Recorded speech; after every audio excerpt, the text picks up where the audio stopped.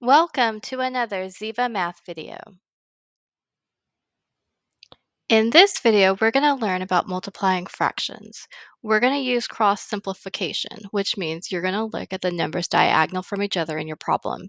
If they share a common factor, you're going to simplify now. Then you'll multiply the numerators. This will be your new numerator. Then you'll multiply your denominators. This will be your denominator. Then you'll simplify the product if needed. However, if you've cross-simplified correctly, you shouldn't need to simplify. Let's take a look at our examples.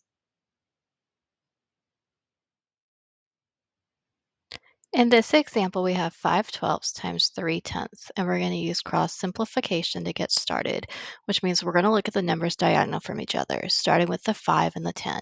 The 5 and the 10 share a common factor of 5, which means I can divide both the 5 and the 10 by 5. So 5 divided by 5 gives me a new numerator of 1, and 10 divided by 5 gives me a new denominator of 2.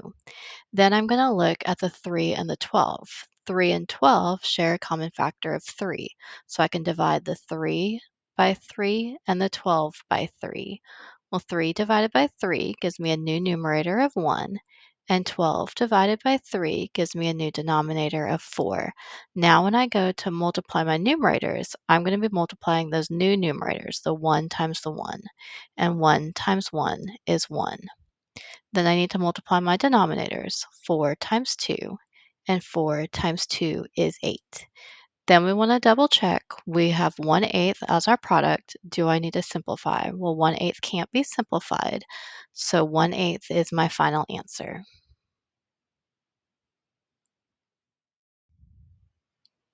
In this example, we have 5/36 times 8/11, and we'll start by looking at the numbers diagonal from each other, the 5 and the 11. 5 and 11 don't share any common factors, so I can't do any cross simplifying here. So now I'll look at 8 and 36.